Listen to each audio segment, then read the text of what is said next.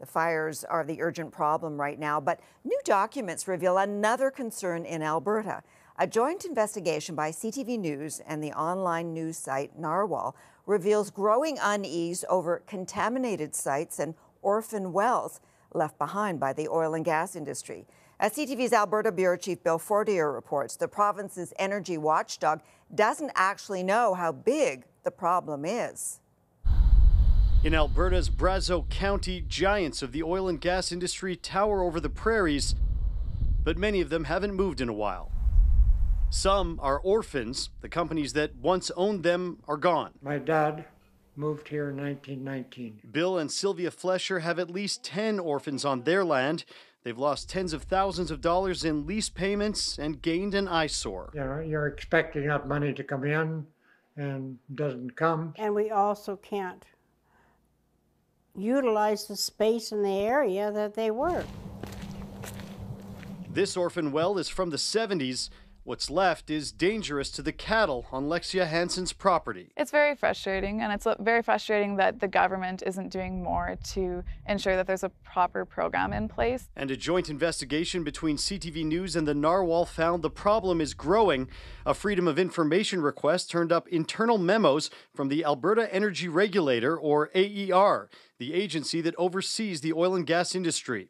One document from 2019 shows concern that the number of orphan wells could balloon by nearly 500% from 9,700 to 56,000 because of more companies at risk of folding. The same document calls it a slow-motion landslide. The regulator knew that the system had completely fallen apart.